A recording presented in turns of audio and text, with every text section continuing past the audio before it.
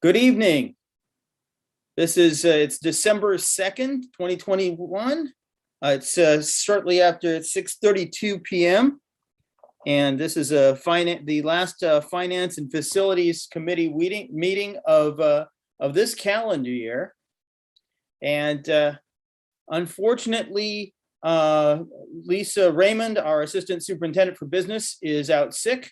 So we'll have to carry on as best we can without her. Our superintendent, Dr. Iverson, is present, and we'll go over the very topical upcoming December 14th vote on propositions 1 and 2 when we get to that part of the agenda. So to get the ball rolling, let's start out with introductions, and we're going to do it from my point of view. Start with Steve. I'm Steve Morton. I'm Vice President of the PTA Council. I have 2 boys in Woodlands Middle High School. I'm David Warner, Chair of the committee, board member, and proud parent of a Woodlands High School graduate. Jim? Jim Wading, BBS Architects Project. You're good? Yeah. Okay. Red? Fred Seba, Director of Engineering for BBS Architects and Engineers. Laser? Laser Alert, Network Administrator. Ashley? Ashley Pineda, Board Trustee and father of 2 in the district. Dr. Iverson? You're muted. Sorry about that. Good evening, Dr. Iverson, Superintendent of Greenburgh Central School District. Amy? Good evening, Amy Ashley Moore, and I'm the district treasurer. Jessica? Good evening, Jessica Muldoon, a LFJ parent. Gabriella? Hi, good evening, everyone. Mom of 3 boys, 1 at Highview, 1 at Lee F. Jackson, and my youngest, he's 2 years old, so he'll be in the district soon. Very good. Katie? Katie McGee, parent of a 7th grader. Dr. Allen? Carol Allen, community member. Michael? Michael Falcone, I'm the Director of Facilities Operations. Faisal? Hi, good evening, everybody. Faisal Siddiqui, father of a kindergartner at LFJ. Amy? Amy Huang, parent, Woodlands High School. Sarah? Hi, Sarah Lazari, a community member. Denise? Good evening, everyone. Denise Alamo, treasurer for the PTA Council and parent of twins at Bailey in the 4th grade. Anybody I missed? Welcome, everyone. All right, the next item on the agenda is to look at the minutes. So let me see if I can share my screen here. Probably that one.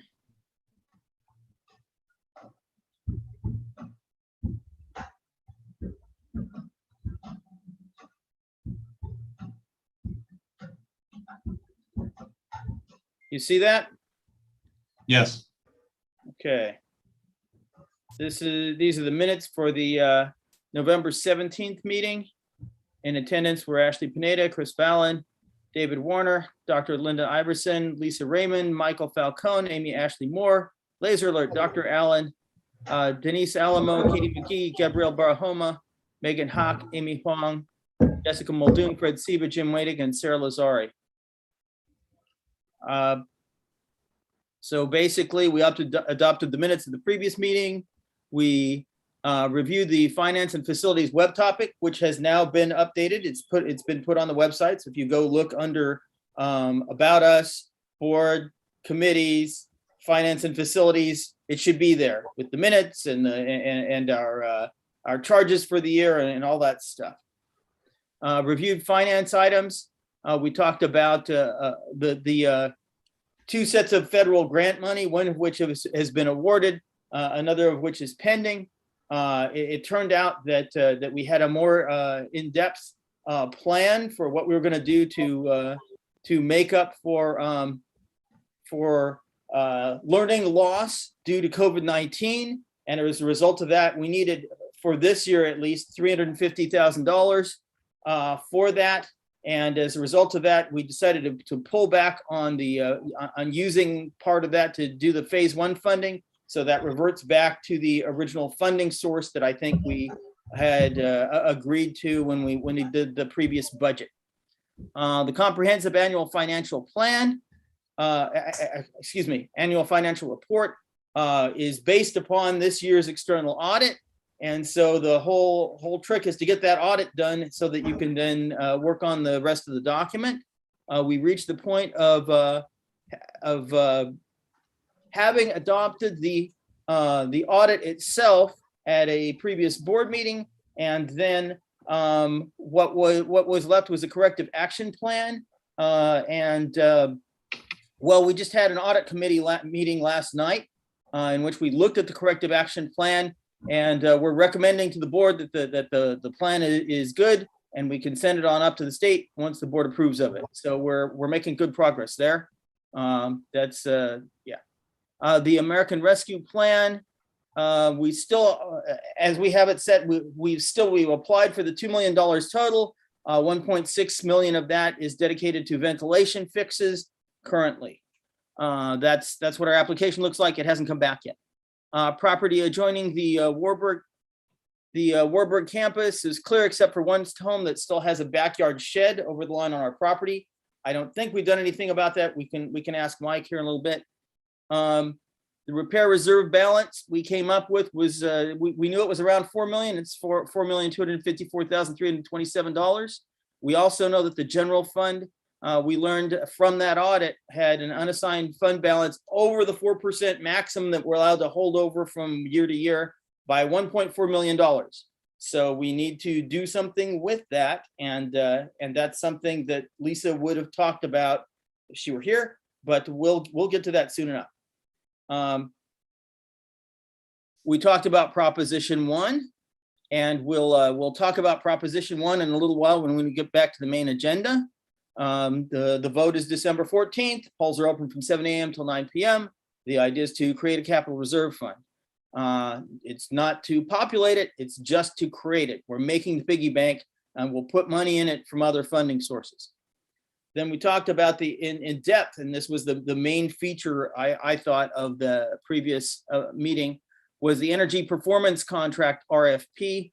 We talked about the process in general and what we had done up to this point. We had 3 bidders.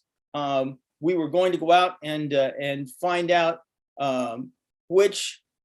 whether the board was going to take a look at that, or whether we were going to do that. That is, come up with who we think is the best candidate based on BBS recommendations. What has since happened is that the board said, yes, let the committee do it. And so then we spent some time in closed session receiving a report from BBS Architects about the individual bidders. And of course, it's a pending contract, so that's why we're in closed session. Then we reviewed the status of our facilities generally. We talked about the Hartsdale Fire Department fire hydrant pressure being, finding that the pressure was low on our fire hydrants, and we'll go over the latest and greatest on that tonight. We talked about phase 1, and we reminded ourselves what was in it, which is mostly permanent mechanical ventilation fixes at most of our schools, and part of the roof at Highview. Then we talked about where we were, how far we've gotten, and that we were getting close to having the things submitted. And we'll hear if anything's changed tonight. The high school vestibule, still in process. It was in process. It's still in process. There was an attempt, I believe the superintendent went out and lobbied through Andrea Stewart-Cousins to try and get that moved forward. The smart schools funding won't happen until a number of people in Albany meet to batch approve smart schools funding. And I think that's where we still are at. Curbs and sidewalks, we talked about, I guess we were partially complete on the on widening a portion of the driveway to the gymnasium in the back of Woodlands. We felt it was dangerous, especially around the curve, and we'll look at that. I think I have a couple of pictures. It's the blacktop is in place, and we'll see in the spring whether we need to do more of the road, but we've got the most dangerous part taken care of.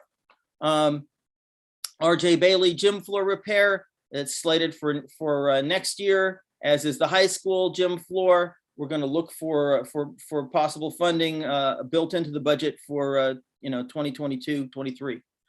The bus garage boiler work was complete. We needed an after picture. I believe I sent that out to everybody after the meeting. And then the Morton House demolition was complete. There's just a flat area of ground where it used to be, and we're still trying to get the little bit of the biographical information to complete a historical archive submission. We committed to reviewing a sample improved project status spreadsheet. We didn't actually get to that, but I did provide, Lisa had provided a sample that I sent out to everybody later. We were going to look at that some more tonight, but again, we'll put that off. We reviewed the status of the mansion, and there were the summary of the 3 estimates from BBS about how much things cost, and the trigger is the 1.6 million to just get the roof on it. And Lisa was going to ask, check with the auditor and try and make sure, the question was, can we use the funding that's beyond the 4% that we're allowed to retain to offset the cost of this project or not? Is that a reasonable thing to do? And then that would simplify matters greatly. But again, she had to talk to Scott Oling and company, and we need to find out about that from her when she gets back. The roof project funding, we may be able to move the repair reserve funding, right? And then we talked about the Build Back Better bill, and that's still pending, although it's gotten further in Congress than we thought it was going to get. We talked about next steps in phase 2. When we find out things like, is more ECP money coming in that would allow us to have more, restart our 3-year-old program? Things like that need to happen before we know how much of a bond to suggest and what's in the project. So there are a few things pending. We're going to wait for the administration and BBS to come back with a proposal, but not quite yet. We heard concerns and suggestions from committee members, including concerns about costs for the higher fire hydrant pressure water line fixes. Obviously, while we can declare an emergency and not have to wait for NYSED approval, we still have to pay for it. So that's going to come from somewhere, and the question is, how big is it? And we'll see if we got any progress tonight. Recent damage to light pole and concerns about how well the street lights on the Warburg campus are working. Mike, do we have anything on that? I don't think that made it into the agenda tonight. Mr. Falcone? Let me see if I can.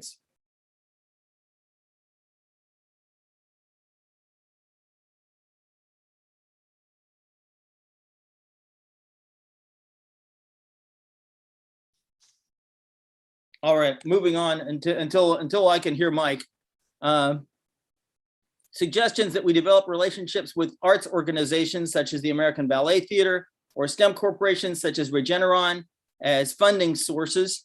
The idea being that maybe we could bring in some money for academic programs, and that would free up money from our regular budget. And we turned that over to the Community Engagement and Communications Committee. So the meeting ended at 8:55 p.m. It was quite an extensive meeting. Anybody see anything that needs to be corrected on this set of minutes? Hearing nothing. I move we accept the minutes as written. I second. All in favor? Aye. Aye. Opposed? Motion carries. Minutes adopted. Now we go back to the agenda. Okay, we did an introduction in minutes. And this is the part where Lisa Raymond would take over to talk about the current state of grant applications and all of that. What I told you in reviewing the minutes is pretty much what I know. Mike, can you hear me?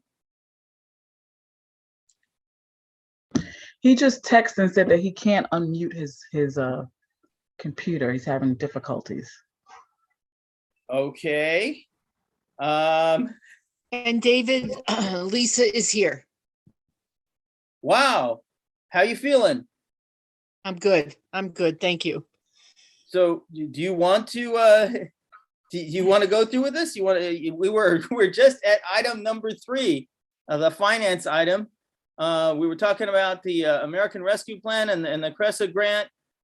Do you want to say a few words about it? Has there been any change? Sure. Nope. There has been no change. And Dr. Iverson, Dr. Macaluso and I are reviewing that. And we, you know that we have the CRISA grant, the CRSSA grant has been approved, and we will probably be amending that because we want to involve more social emotional learning. And as far as the American Rescue Plan, we are not on the docket yet for review and for approval. So everything is status quo. Okay. And then property. Okay, so whoever's able to text Mike, or maybe you know this, Lisa, did we do anything about the shed in somebody's backyard that's over on our property line? Have we taken any action yet? No, we have Okay. taken no action yet. Okay, so that's TBD. Okay, then moving on to Proposition 1. A brief review. Proposition 1 creates a capital reserve fund for multi-year facilities projects, or it allows us to accumulate multiple years of funding for facilities projects. It's not limited Correct. to repairs like the repair reserve fund. You can do repairs and upgrades of all kinds, and even make something entirely new if you wanted to. The particular proposition we've got allows a $15 million maximum reserve. Now I'm back on. Can you hear me? I can hear you. So, Okay. so Mike. Sorry about that. I have Carlos on the line walking me through this. Okay. For some reason, it wasn't allowed to. He made me go off and come back on. So, okay. Sorry about that. So I guess I'm going to interrupt myself and ask you a quick question. Back when we were adopting the meeting minutes. There was some question about the street lights. One street light had been run into by a car. There were questions as to whether the all other street lights were functioning, and you were going to have some people go out and take a look at it. Do you know anything more? We did call the electrician. Okay. You know what? I never followed up on it with Leo, because he called to have them replace any light bulbs that were out. But as far as the street posts, I didn't get the price for the post that's at the bottom. Okay, so no price for post yet. Okay, but you did have somebody go out and look around at the rest of the Woodward campus. Leo was there early in the morning, the day after this meeting. He marked the poles. I think there was 4 poles that the lights were off, and we called the electrician. I know he said that he was going to be there one day, but I never followed up to see if it was completed. Okay, sure so that's a to be done. Yes. Okay, very good. Thank you. All right, so now shifting gears and going back to the present, we're looking at Proposition 1. I just described that it creates a capital reserve fund. It doesn't populate it with any money. The container that you're creating can have a maximum of $15 million. The container lasts for about 10 years. You can populate that fund. You can put money in it to do your repairs or upgrades from end of your fund balance, You could possibly pair it with a future bond. You can move stuff from other reserve funds, which we have money in a large amount of money, as we just heard, in our repair reserve fund, into that fund and have more freedom as to how you spend it on construction projects. The vote is December 14th at Woodlands Gymnasium. Polls are open from 7 a.m. till 9 p.m. So now the interesting part was that we need to let the public know as much as possible about this so that they can be informed on how to vote on it.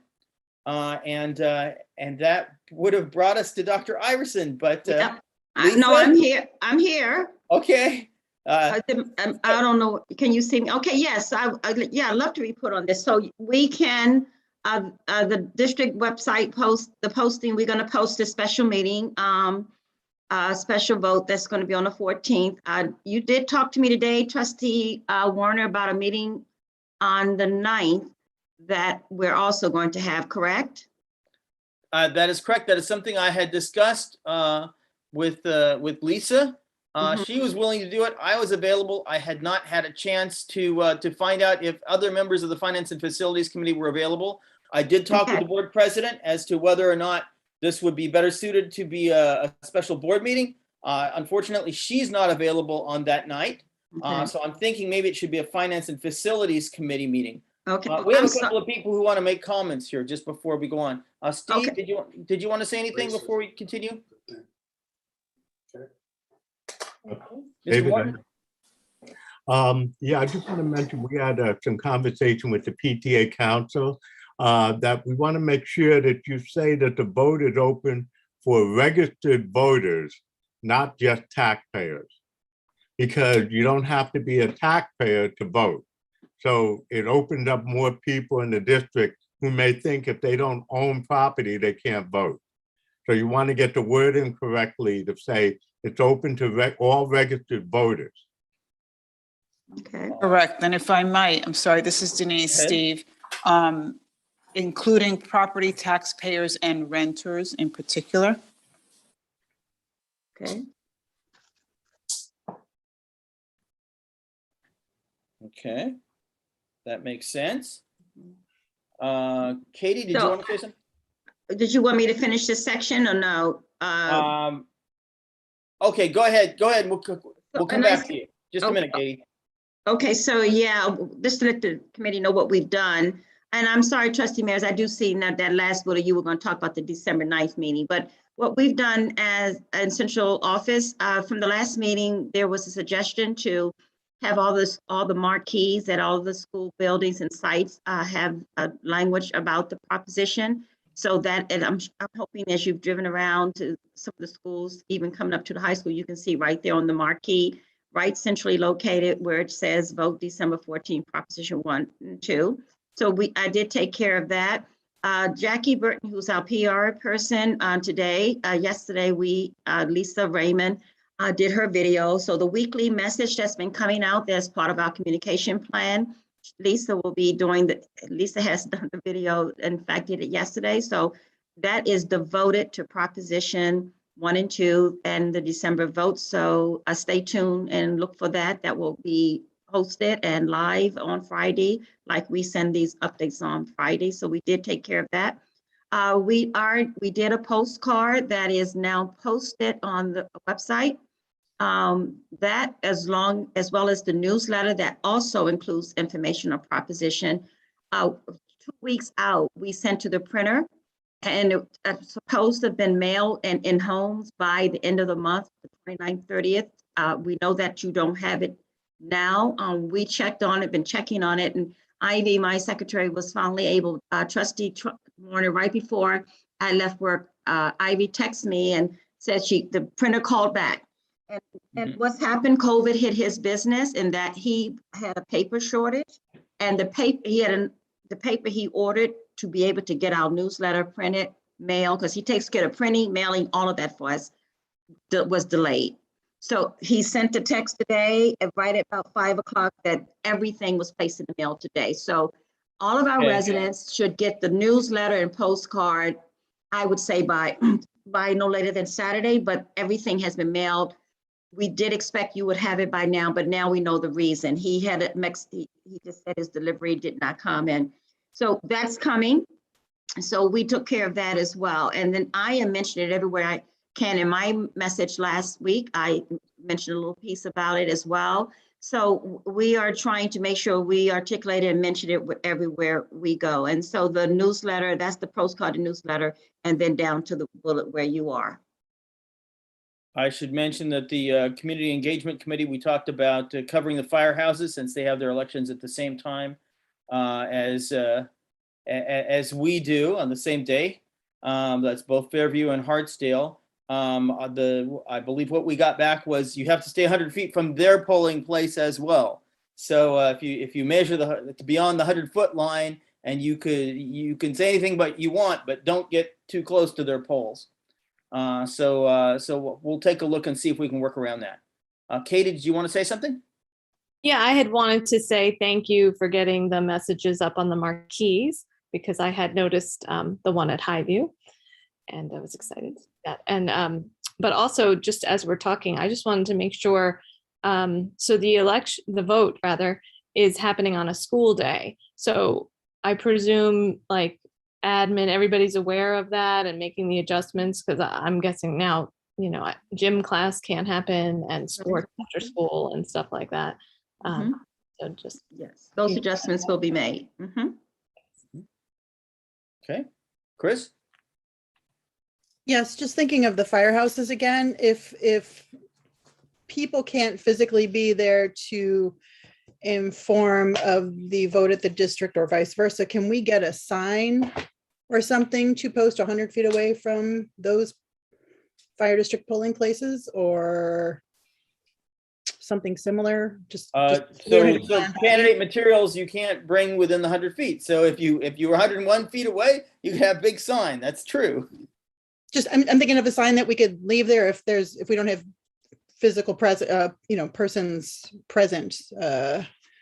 We would need to if it depends, if you're sitting in the parking lot of the diner, then of the Fountain Diner, then you need to get permission, I think, but true. Okay. Yeah. All right. Thank you. And can we go back to the Q&A? There was talk about having a FAQ posting, FAQ on the website with just those very key questions about this proposition. And that we talked to Jackie Burton, our PR person as well. And so we're going to do that piece too, just have a FAQ. Is this where Trustee Warner, you want questions to come to us, or we generate 5, 6 very simple questions, what it is, just kind of another way. We'll come up with the most frequently asked questions we already know about. That's a starting point. Then people will have additional questions. They'll send them to lraymond at greenburghcsd.org, LRAYMOND at greenburghcsd.org. That's Lisa, right? The Assistant Superintendent for Business. And she'll come up with answers to those questions and not reply to the questions, but post them, questions and the answers. And that will be on the district website. And we do a similar thing normally in as part of our budget cycle. So it's the same sort of thing. No, I guess my question is, who's coming up with the questions? I know people can email Lisa if additional questions. Are we going to generate some questions initially with responses? And so those email questions that Lisa gets will be questions for more explanation that residents may have. Are you going to, or is this committee going to give us 5 or 6 questions, or are you regenerating that? Because the PR person and I, Lisa, we talked about it just the other day. I want to be clear on if there's a deliverable for me. Okay. Chris, do you have a question? No, I was just going to say, why don't we take 2 minutes now and poll the committee for what the questions they might have already heard from friends, family, and Facebook. Okay. Okay, so I have heard, that's actually on Proposition 2. Proposition 2 it says we authorize a high school student to possibly serve as a non-voting member on the board, an ex officio member of the board, and so then the board is then authorized to develop a method for choosing the high school student. And then my question is, what options does the board have for making the choice? Right? How could that choice be made? I've heard that. I've heard, how much money is this going to cost? And of course, the answer is that this part doesn't cost anything. We're just creating the piggy bank, not putting money in it at this point. So this isn't going to have an impact on the taxes at the moment. But if we could just get the question, if we could just do the questions today, we can generate the answers and get this up. Yes. Okay, so other people, what questions have other people heard about this? I think it's the question of why are we doing this vote now and not in May? Okay. Because that can get into the larger issue of how this fits in with NICEAD, which often the complexity around that is something that most people aren't aware of, and it's a reason why a lot of things are done the way they're done. Okay. Got it.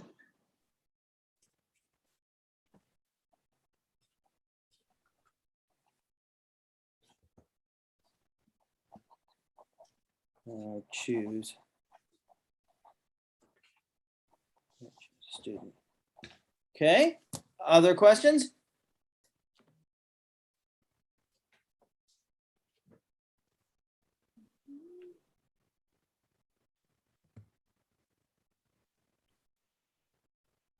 And I'm not seeing the full complement of people here. Just a minute.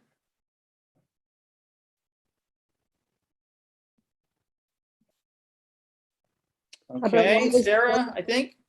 Yes, I was just going to say there might be questions about, because we're doing this, does this mean a bond is coming? And that, requires probably a delicate answer, but I think it's a question that might be asked. Okay. Chris? Why does the school need permission to set up this account? I also would like to state that, Dr. Iverson, I wouldn't mind speaking to you offline about the answer to the first question. It was something we're going to bring up in governance, which our governance meeting, which is 2 days after the vote. But we can talk offline. So why does the district need permission? Oh, you use school. We want to use the word district. Correct. Yeah. Yes. Why do we need permission to create this account? Right. Got it. Okay. Sir, you still have your hand up? Or you have another question? I have a question. Wait, so. Okay, Katie, go ahead. Yeah, so it hasn't been decided who or what role the student, sorry, we don't know how the student will be selected. Correct. The proposition just authorizes the board to develop a method for making the selection. So whether we go out and have a school-wide vote of high school students or whatever we do, yes. If I may, in preparing the agenda for the next governance meeting, I did look up the education law applicable to how to choose the student. They list 5 or 6 different options, and I think we'll most likely discuss that either as a full board or in the next governance committee meeting, which is 2 days after the vote. So if it passes, then we'll have that discussion. But the state education law does outline a few different parameters. Okay. So by the vote, so if any parents ask me, then I know that we quote the law. We won't have the decision until after the vote. If we're covering it in governance, correct. Right. I would think if anyone is asking that, they would be put off by not getting a response. So perhaps we could formulate a response that tells what the various options are that the board will consider. Yes, that's what I'm going to share with Dr. Iverson offline. I'm just going to email her the state law that I quoted in my agenda, which of course I'm having trouble pulling up right now. Okay. That will work. But it's probably it's going to be best probably to just quote this law. But we will talk about it offline. But that's great. I'll look at that with you, Trustee Valen. Okay. Other questions?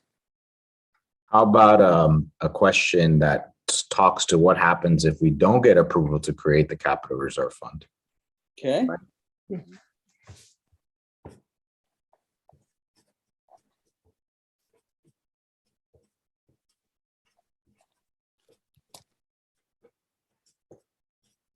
it. Any other questions?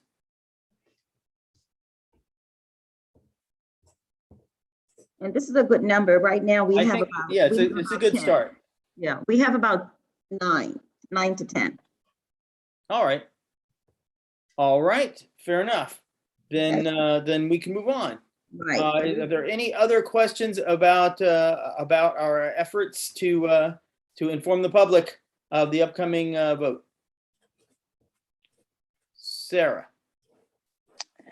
Yes, I just wanted to know, sorry if this was addressed and I didn't hear it. I was looking a few days ago for it on the website and couldn't find it. So I don't know if it's just buried deep or where it is. So I just want to ask that it be shown, homepage.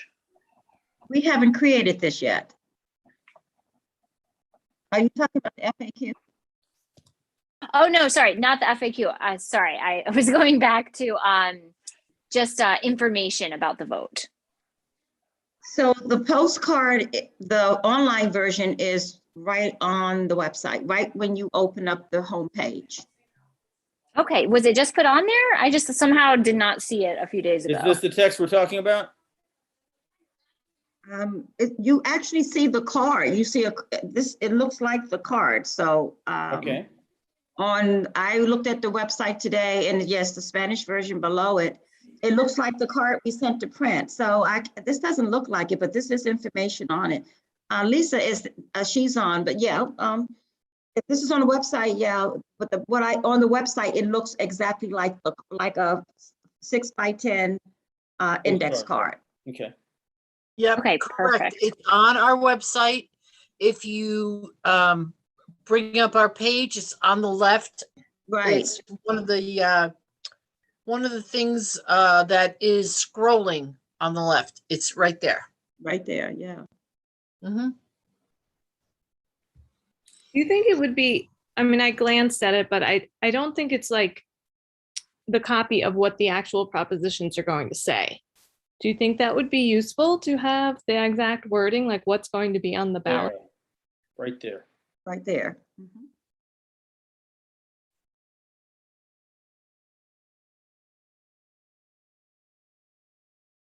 Okay, And I then you see pop it, now. and Thank then you so it comes much. up, and it comes up with this.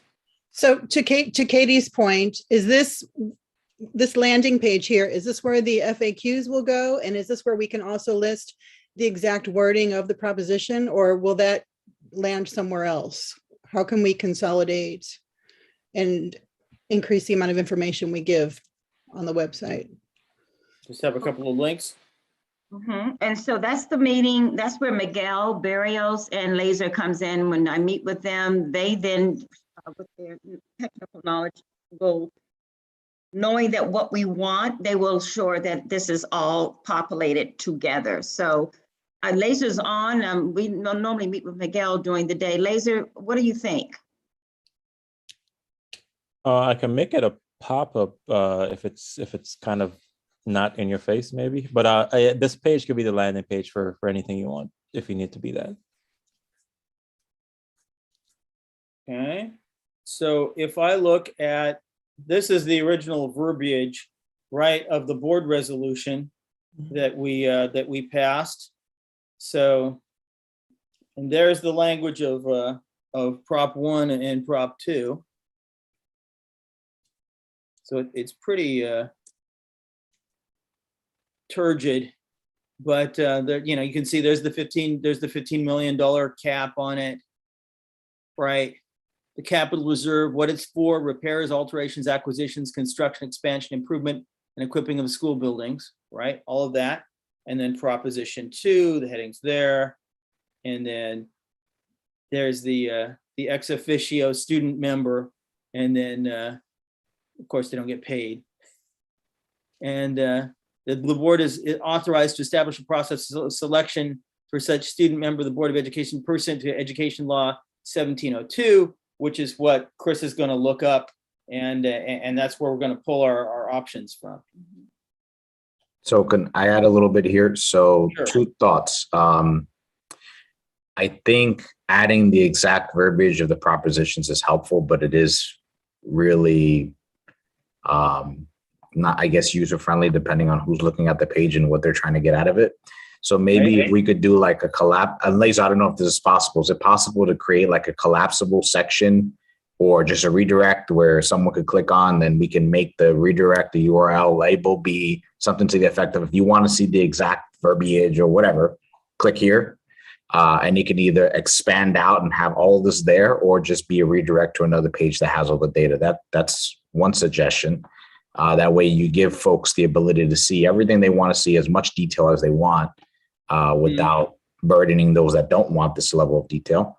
And then the second thing, I think it's important that we make it clear that the proposition to really the bulk of that proposition is really the approval from the voters to even be able to have a student non-voting board member. That's the critical part. And we can, obviously the process is less of a significance at the end of the day. It's really more, we need a taxpayer approval to be able to even do it. So I just want to make sure that's clear to everyone. A community member approval or a voter approval. Yeah. And yeah, sure. So we could have one link that goes to the FAQ and one link that goes to the proposition text. And then the stuff that they see at first is the friendlier stuff from the postcard that we looked at a minute ago. I concur. Laser, does that seem doable?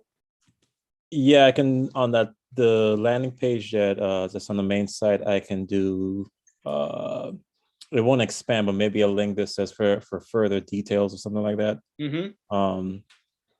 For a detailed, I don't know, something like that. Proposition text is one and FAQ is the other. FAQ will go to that question and answer thing that Lisa's compiling, and then proposition text is this that will pull from board docs. I can, if you send me that, I can add that now, unless you want to do the FAQs at the same time.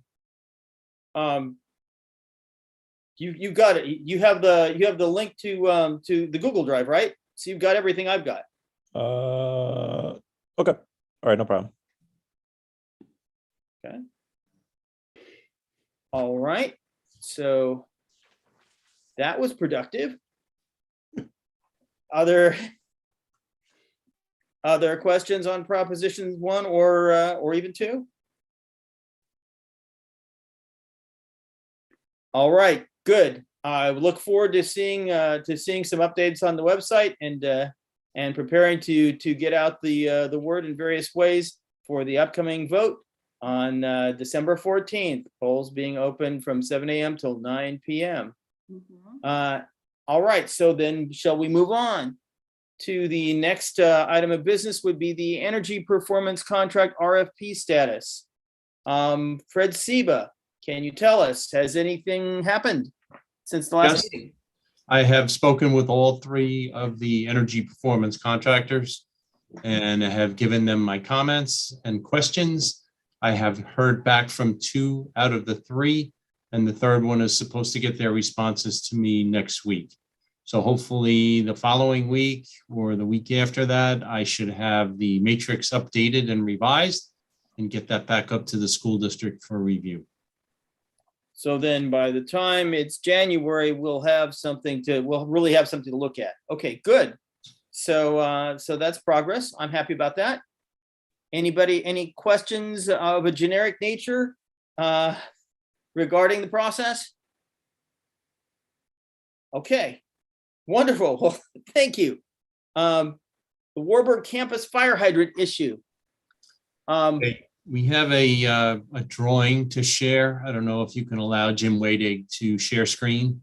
I will stop sharing so I don't get in your way, and then Laser needs to allow you to share. So Jim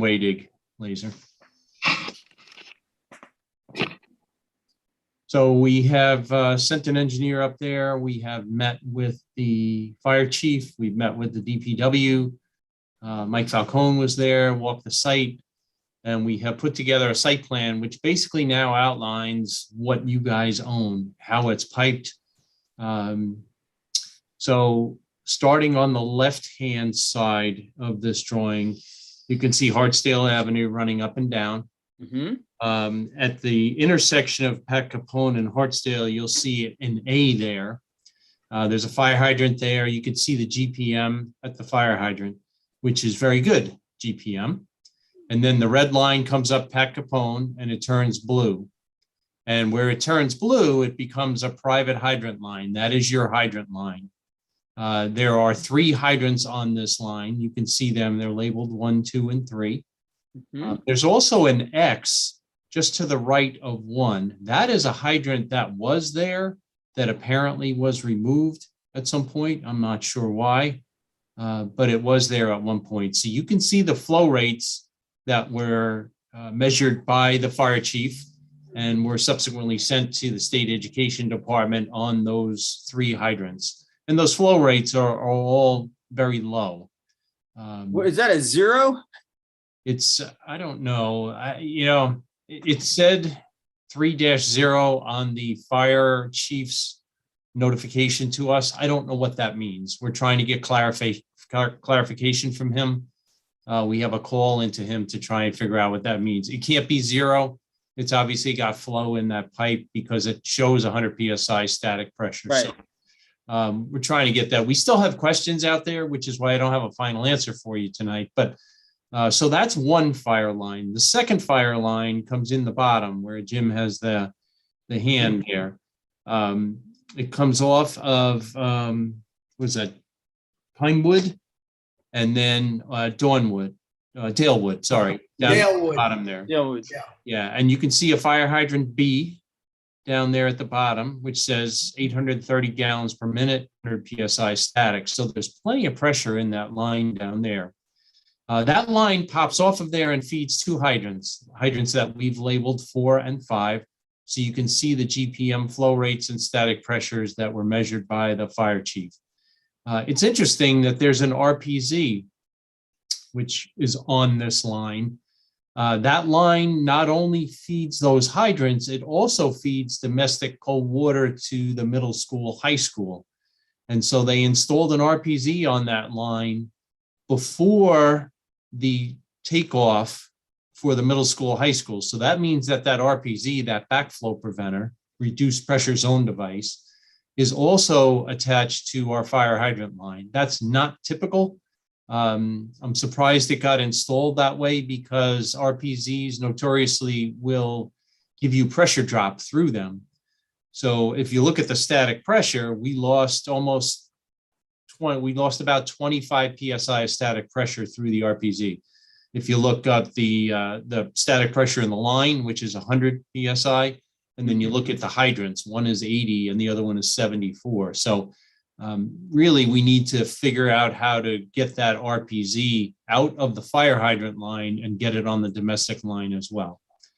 So where we are right now is that we have several questions out there. One question, and it was something that was discussed with the DPW when we met on the site, was can we create a loop from the 16-inch main on Juniper Hill Road in the upper right there, all the way over to the Hartsdale Avenue main.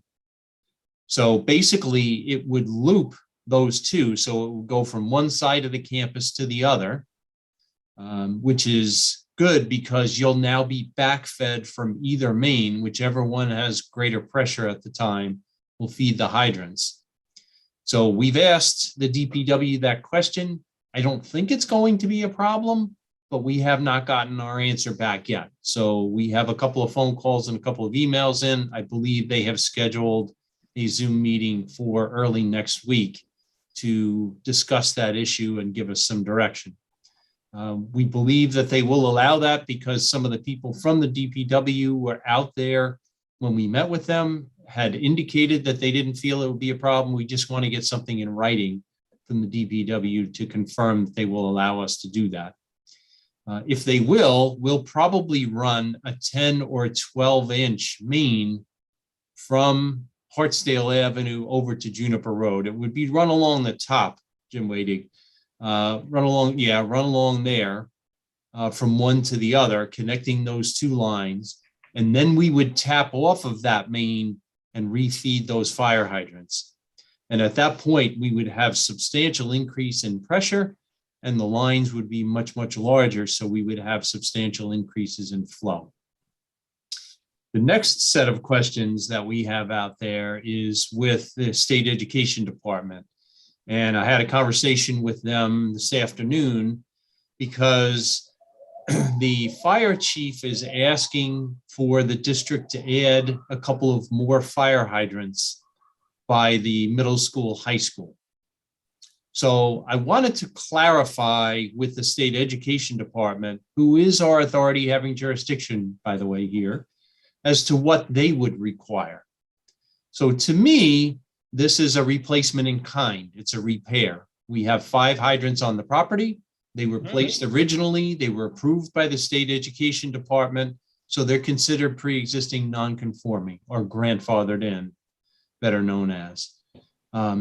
So I wanted to know if this was considered a repair. We leave the 5 hydrants. We don't have to add any additional hydrants unless we want to. And so the engineer, I talked to the lead engineer, review engineer up there, and he said, yes, I believe we would consider this a replacement in kind. And therefore, we don't have to add the 2 additional hydrants that the fire chief is requesting, because obviously that's going to add dollars to the overall cost of this project. Are you thinking about the kitchen at Woodlands? He is talking about the rear of the school on the upper and lower. So yes, yeah, it doesn't really show the outline of the building here, but you can see where the 2 hydrants are. The building is right in front of that. I'll call it a pond. There, the building is right in there. So the 2 hydrants that are on that property are out in the front of the building. So the fire marshal or the fire chief really wanted to have some hydrants back behind the building. Right in front of that pond, I think, right in that area, a couple back there, one towards the High Point Drive and then one towards the bottom of the building. So I think they make a lot of sense. Current code would require those hydrants to be there, but because this is grandfathered in, basically State Education Department said you don't have to add those hydrants. They do like it when we coordinate with the local fire personnel because they're the ones that are going to be there fighting the fire eventually. And they certainly encourage us to listen to their input and try and enact whatever they ask for, if at all possible, but it is not required. This is considered a replacement in kind. So those are the questions that we have out there. We are waiting to hear back from the DPW. If they tell us we can loop the 2, we already have a drawing laid out that would show that. We would then go out and try and get some preliminary prices on that drawing. It's not something we have done yet, but it's about 1,000 feet of 10 or 12-inch pipe. So this is going to be a fairly expensive project. Not only that, but then we have to loop off of that pipe and feed the 5 hydrants that are on your property, refeed all of them. So it's going to be a fairly substantial dollar amount that we're talking about, but I don't want to scare anybody tonight. I don't want to throw numbers out there. We haven't estimated yet because we still don't know exactly what the DPW is going to allow us to do. So that's basically where we are right now. There are 3 schemes that we kind of came up with. There was the loop scheme, which is really what works out the best. And I think they let us do probably makes the most sense, but it is a little bit more expensive than the other 2 schemes. The other 2 schemes would be to basically replace the piping as it's shown now. Just go with larger piping and refeed those hydrants. And then the district will have to decide if you want to add those additional 2 hydrants that the fire chief is recommending. So that's pretty much where we are right now. Hopefully by the middle of next week, we have a much clearer picture. and we'll be able to give you more information, and then I'll be able to go out to a contractor and at least get some round numbers as far as what they feel something like this would cost. Ashley? Thank you. That's very helpful information. What I will ask is, if possible, as you're doing your due diligence, can we get all of our options clearly laid out with prices attached to all of them, including the optional 2 hydrants, just because I'm thinking, and based on previous conversations, it may not be required today, but in the future, when we go to do something in Woodlands, they may say, you know what, it's no longer pre-existing and now you got to do it. And it might be more expensive after the fact. So if we could just have all options on the table, I think that'd be helpful. Thank you. Yes, I will give you the 3 options and then the additional cost to any of the 3 in order to add those 2 hydrants. And you're right, if you were to add an addition onto Woodlands, you would be required to install those hydrants. So they are required by current code, but they weren't required by code at the time the building was built. Thank you. Katie? Thanks. Sorry, I was a little distracted. Could you just confirm, Mr. Seibert? So you guys have identified why the pressure is so low, and these options that you're laying out, you are confident that those would rectify the problem? Yes. So the reason that the pressure is as low as it is that we have very small line sizes. We don't know exactly. We are suspecting that some of those line sizes are 4-inch. And typically, like, code doesn't even allow 4-inch piping for fire hydrants nowadays. Minimum is 6-inch for 1 hydrant and 8 inches for 2. We believe you have 4-inch pipe, or you have 6-inch pipe that is very, very old, and that pipe will corrode and it'll actually shrink down. You might have experienced that at your homes if you have any kind of galvanized piping or anything like that. So we believe that that's why the flow is as low as it is. Because the street pressure and the size of the mains in the street is fine. There's more than enough water in the area. It's just not getting onto the property. And when you think about the age of this campus and the age of some of those pipes, it kind of makes sense that that's what's going on. So that's our best guess at this point. That RPZ is certainly not helping because it's giving us 25 PSI of static pressure drop there. But by putting this loop in and then refeeding the hydrants, it will eliminate that issue. Okay, thank you. And then I just want to say, as a parent of a student at Woodlands, I fully support getting 2 more fire hydrants if that's what the fire chief is suggesting. He's the expert on fires. And I don't want our children at risk, any more risk if something happens. Very good. Carol? I would like to know, what is the flow rate that is required to easily fight a fire? Because we're talking about low flow rates. Yeah, it varies by area of the building.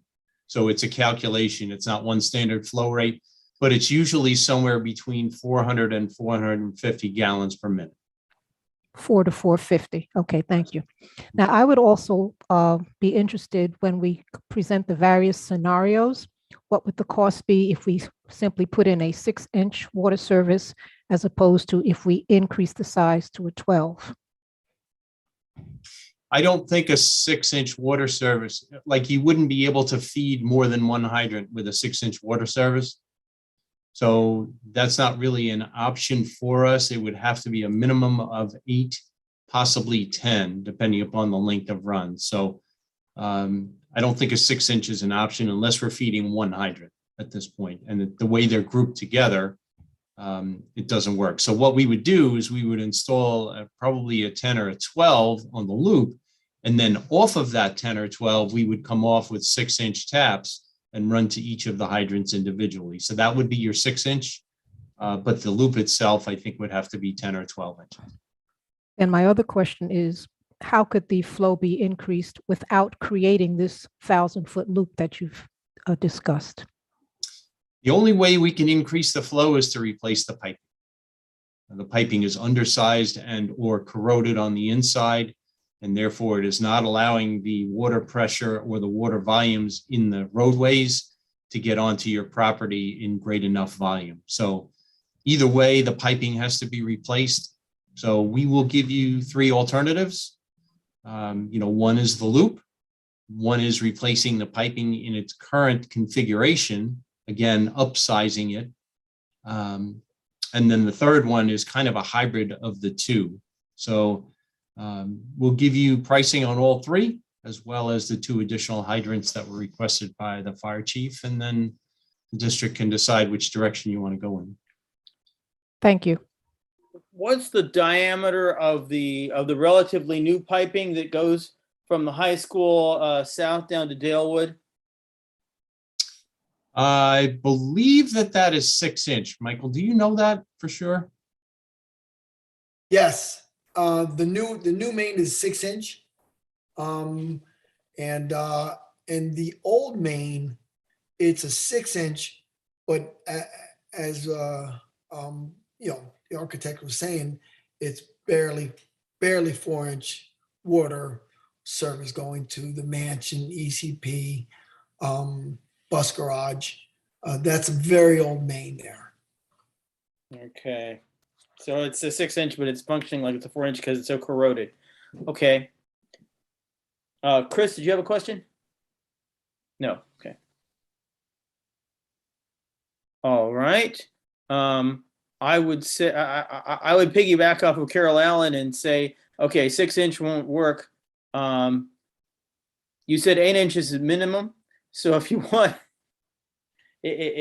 wanted a lesser solution, then can you try something at the 8-inch level and tell us what happens to the price then?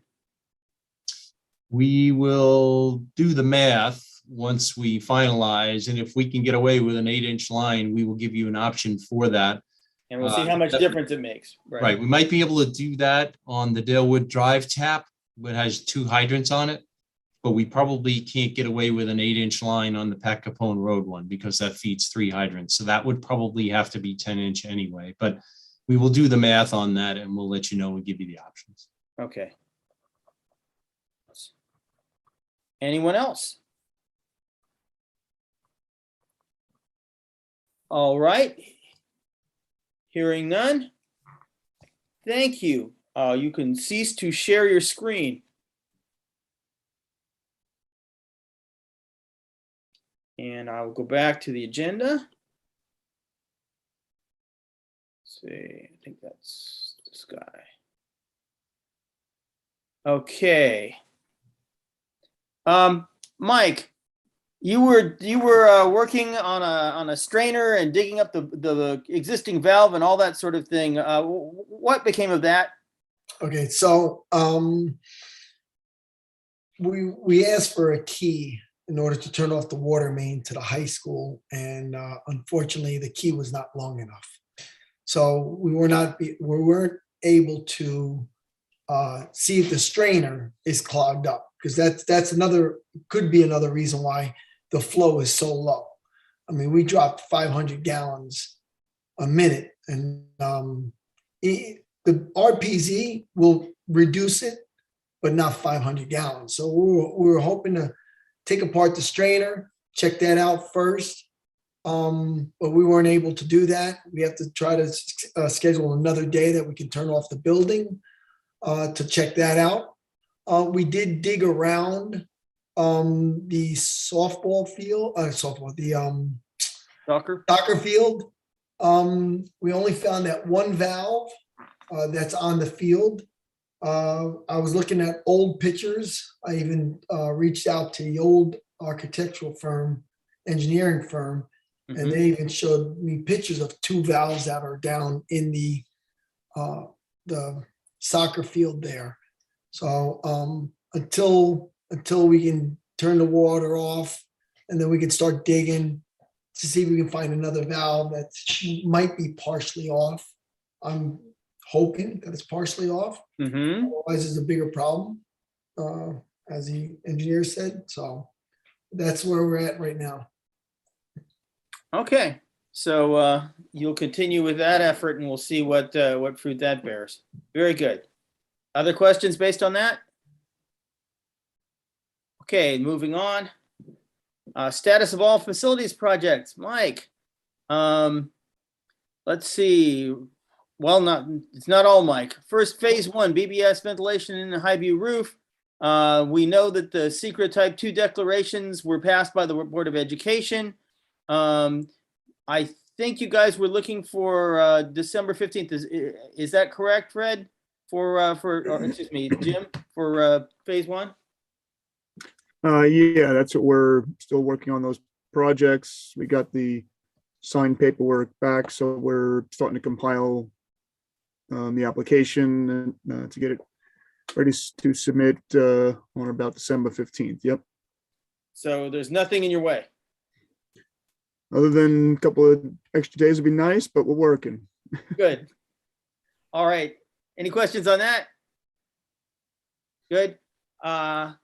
Let's see. High school vestibule awaiting Smart Schools Fund approval meeting. Lisa, you still there? Yep, I'm here.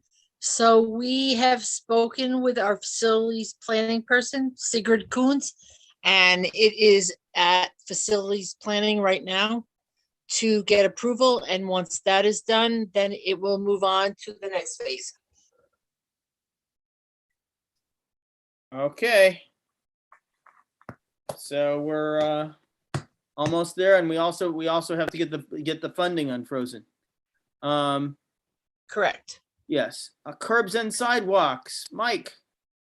Oh, we did widen the roadway going towards the gym. If anybody who's been driving over there, came out really nice.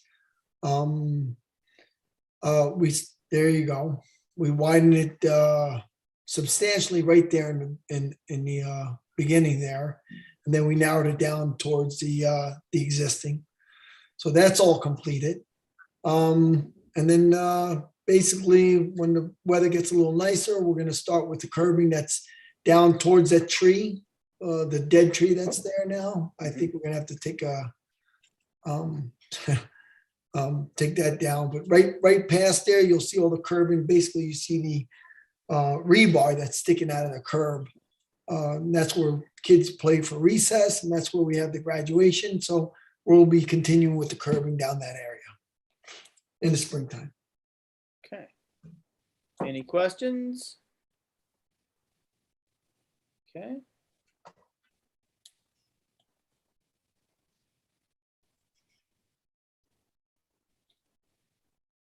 Thank you. Thank you for all that work. Okay, then. As we said before, high school gym floor and RJ Bailey gym floor, I believe we're going to try and work that into next year's budget. Is that, does that mean the work would be done in the summer, assuming the budget passes? Yes. Yes. Okay. The Morton House is done, just a flat area of ground. I'm still waiting for the historical archive paragraph to come in before I can submit it. And I'll try and get to RJ Bailey and see if I can prompt some people. Spreadsheet modification, new sample. Lisa, do you have something to show us? And yes, I do. David, I sent that to you. I think I can hunt through my email and maybe find something. Just a minute.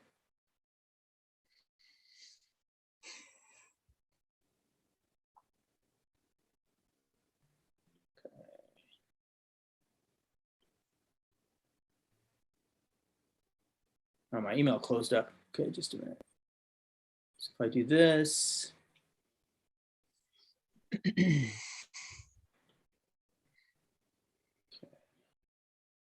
You may or may not want to stop sharing your screen for now, David, while you search in your email. Okay.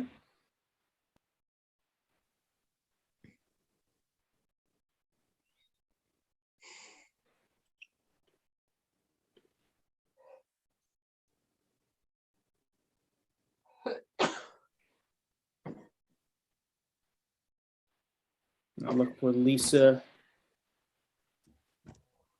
Yep, I shared it with you within the last day or two. Right, so it should pop up pretty quickly.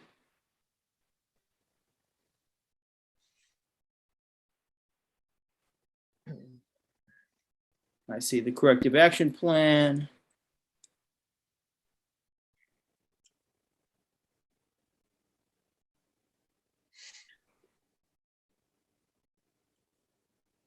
Okay, I think I've got something.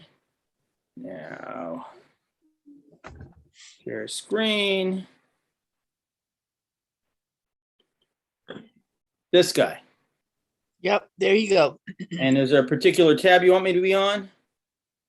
Oh, you can go on any of the red ones. Okay, so here's Lee F. Jackson.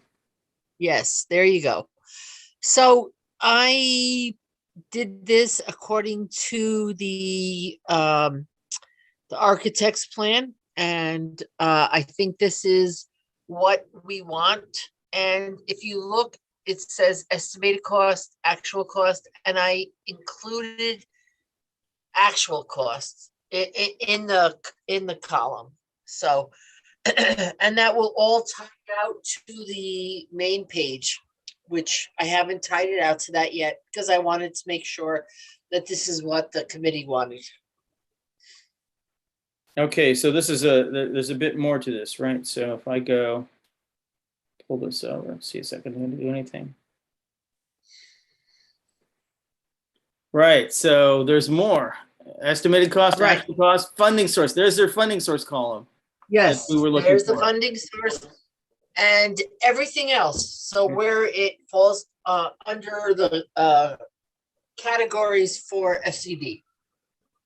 New construction, additions, alterations, major system. Okay, so Yep.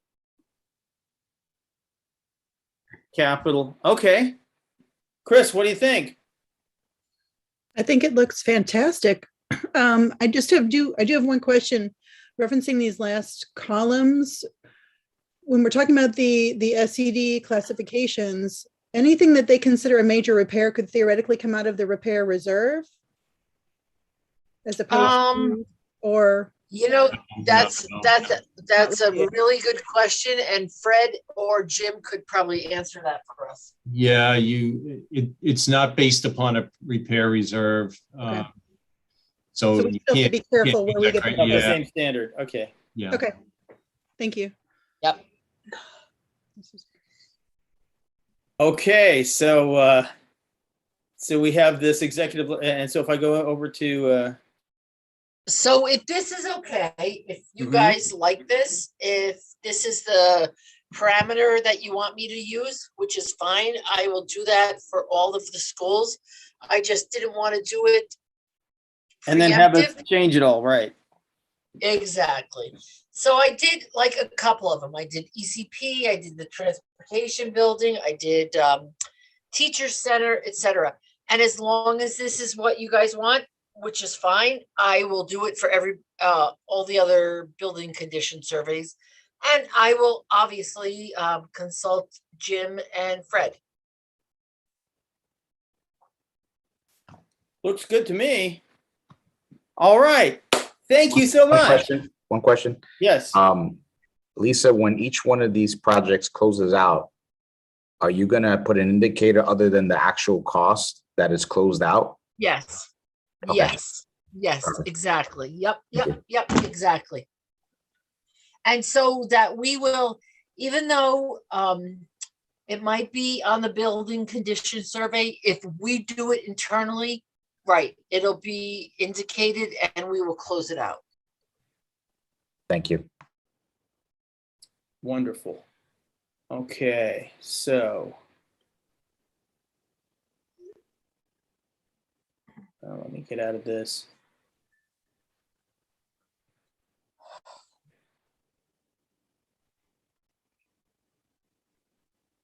Almost. Or if I can move this thing out of the way. Nope.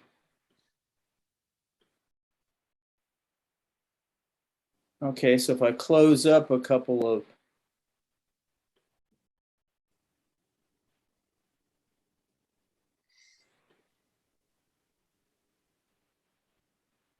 there we go.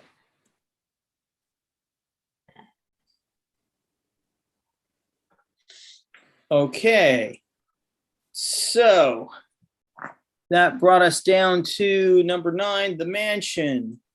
That's the same set of that's a generalization of what the estimates that we had a couple of meetings ago as to how much it would cost for various options of the mansion. The 1.6 million is the is the one this side of phase 2 that we might be looking at. There was the question was, can the excess 2021 fund balance be used to offset the roof costs? Now we've got this water thing coming, so we're going to have that. That's going to throw an additional wrinkle into things.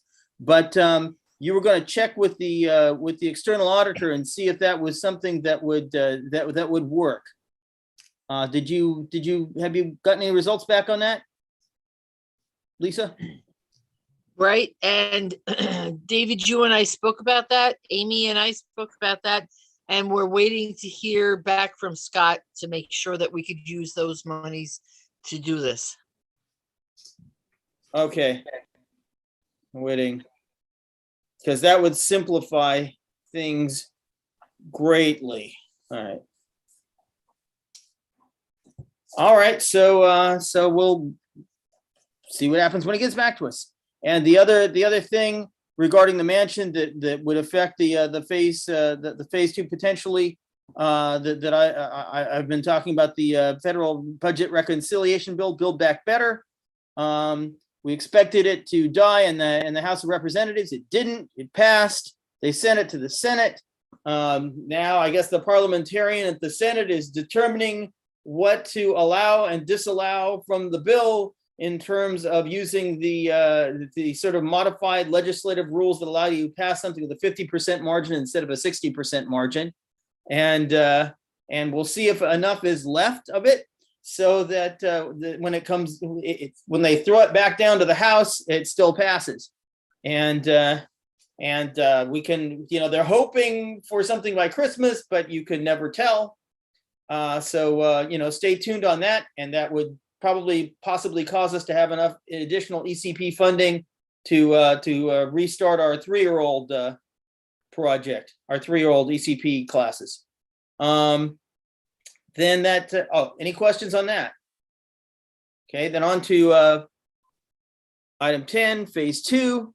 As before, priorities include ventilation and building envelopes, BCS priority 1 and 2 items. That would include, anything that you have to do to have new construction. So if they say you got to have another fire hydrant, then something like that rises to the top of the pile.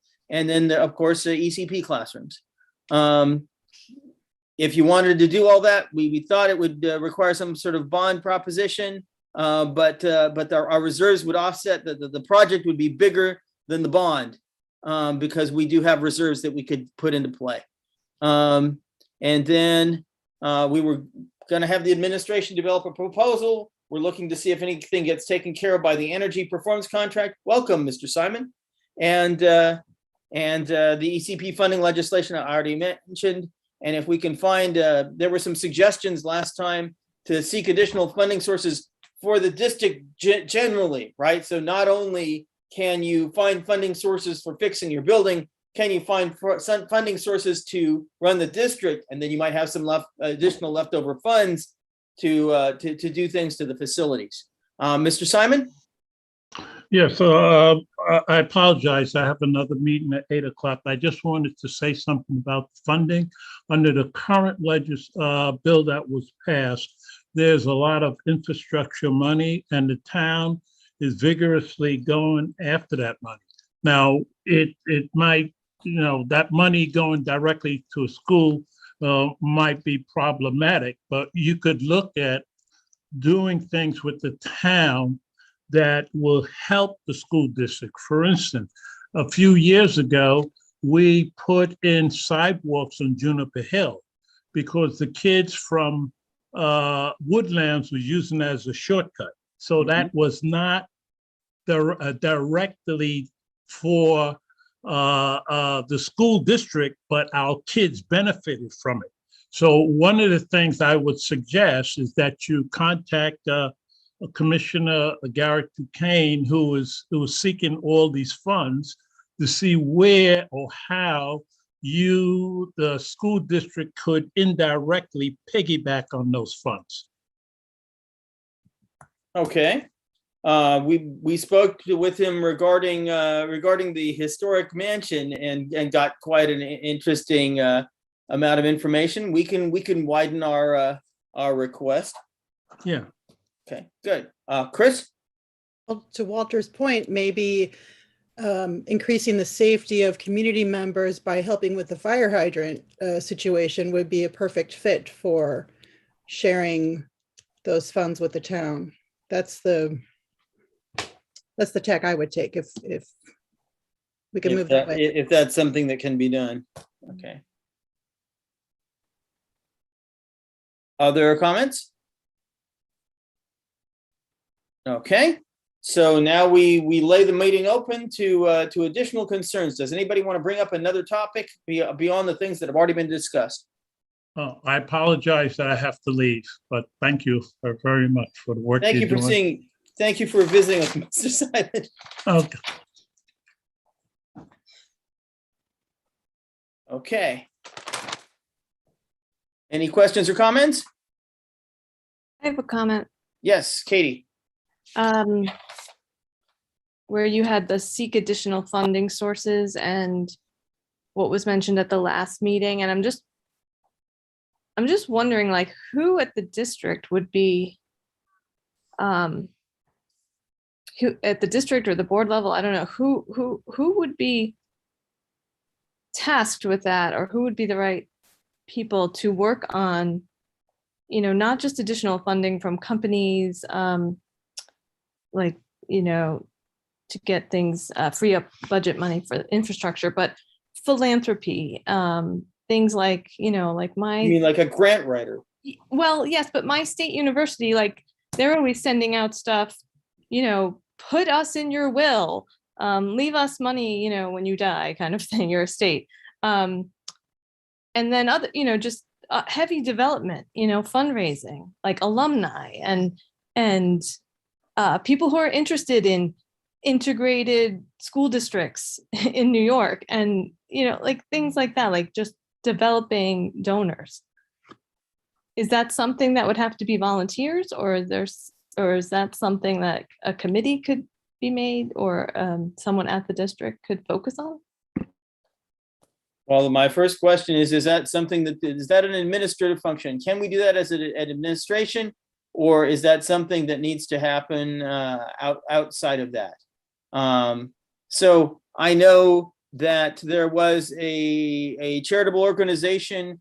Well, there were two charitable organizations. One was sort of at the Greenburgh district level, and it was around for a long time, and they would have they'd have a yearly party in which people would get together, have a good time, and donate some funds that would come back to the school district. And then the other organization, the more serious of the two external organizations, was the Woodlands High School Scholarship Fund, which has been going for a long time. And they actually have a number of funds, and you'll see when they give out their awards to the students at the end of the year, you'll have awards that are named after a couple or someone who passed away. That you know, the award goes with what the sort of student that they wanted to support.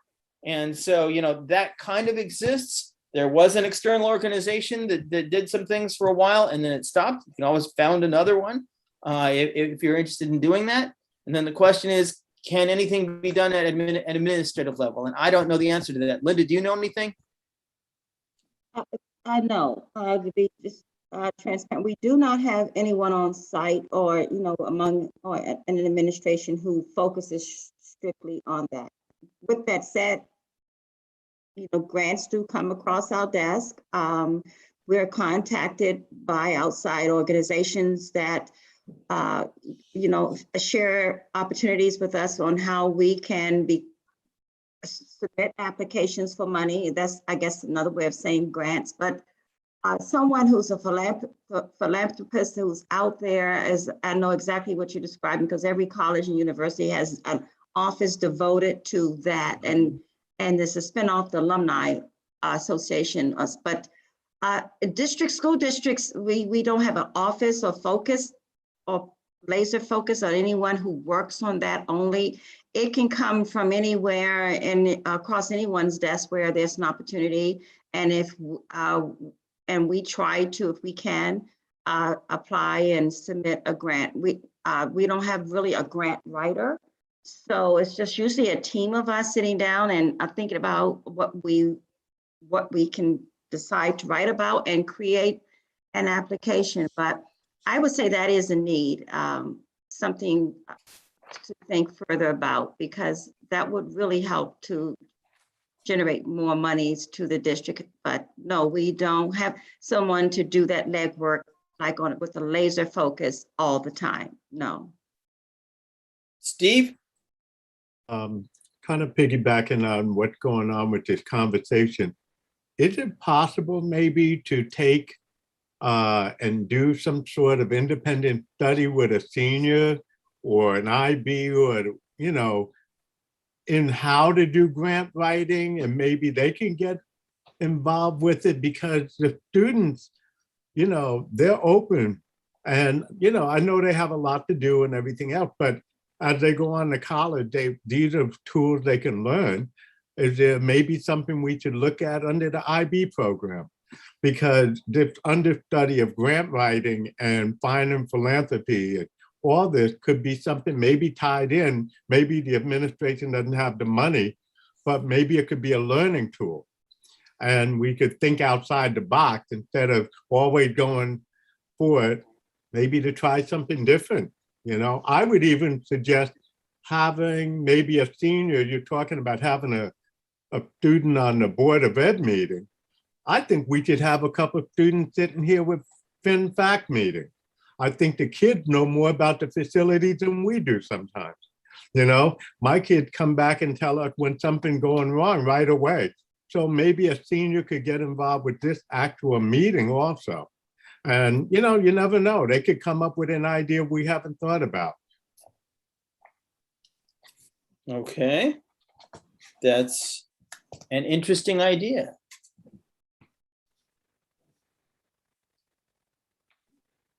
I want to do it justice. I'm just cogitating for a moment here and thinking about it. All right, Chris? Sorry, just to follow up again on liaising with the town, do we need to officially recommend that the Governmental Relations Committee pursue that? Like, how can we move that forward? That's an option. Sorry, Ashley, didn't mean to put you on the spot. No, it's fine. It's fine. We're having the conversation, right? That is an option. I guess in my thought process, it would be, depends how we're approaching this. If we're narrowing this down to just the fire hydrant situation, then I don't think governmental relations would be the appropriate way to do it. But if we consider, and I would suggest that we do consider expanding it beyond just the fire hydrant, right? To Mr. Simon's point, and just really having more of a general conversation and seeing where there's alignment, then I think that makes a lot more sense for governmental relations. And we can put that on the agenda for that committee. Okay. Just so that we have a next step to, and whether it's this committee or that committee. So let me ask you, do you have, so what are your plans for interacting with the town at this point as a governmental relations committee? What's the overall outline of what you plan to do? Yeah, the last thing we talked about with that was just fostering better relationship with them, but it was no actionable next step as to a specific thing we were going to do. So you don't have like a string of volunteers covering town board meetings or any of that kind of stuff, or no, we interacting with specific departments, or correct. We only had one community member reach out to volunteer to provide some of that feedback to us, and that was as far as that went. But like I said, it doesn't mean it can't be done. So if we want to agree, hey, let's expand the scope, then let's absolutely do that. Let's put that in as an agenda item for that next committee, and we can take it from there. Okay. Expand scope. Thank you. With town. Beautiful. Other items? Hearing none. Do I hear a motion to adjourn? So moved. Sorry, Mr. Warner, really quick. I made the changes to the website. Well, one change to the website.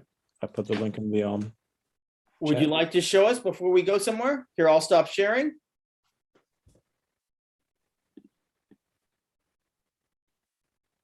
And you can share what you have.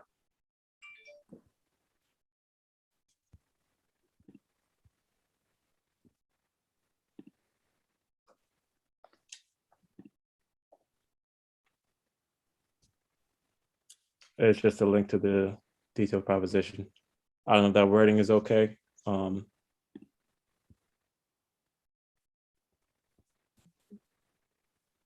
But the link, the main page news item.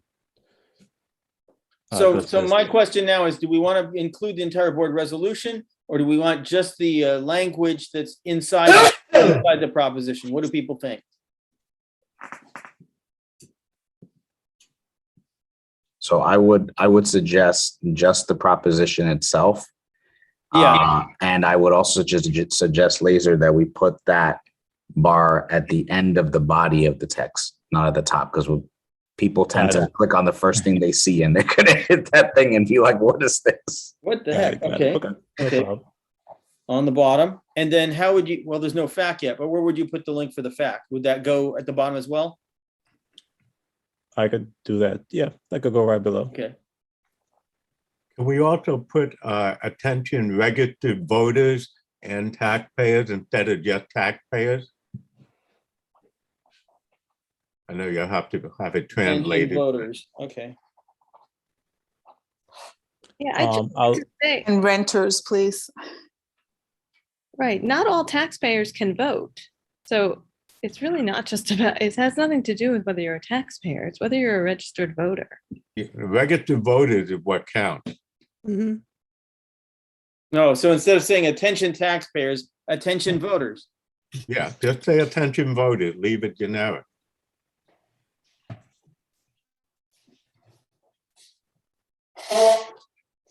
So I'm going to put this right below the, because this isn't in Spanish, the detailed proposition. Right. So I'll put this right below the English piece of it. Version. Okay. The proposition doesn't appear in Spanish on the ballot, does it? I never do. Okay. If it isn't in Spanish, it should be.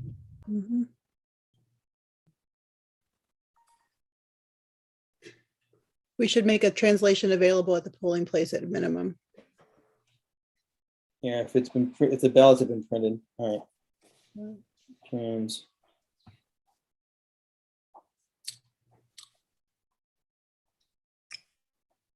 Okay. Ivy.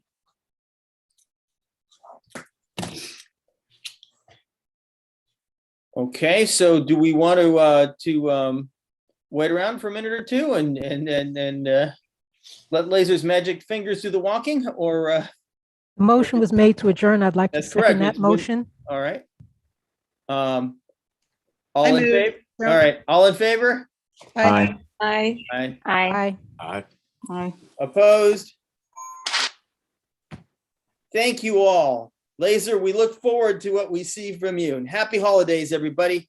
Thank you. Happy Thank holidays. you. Good evening. Bye now. Good night, everyone. Thank you, everybody. Good night.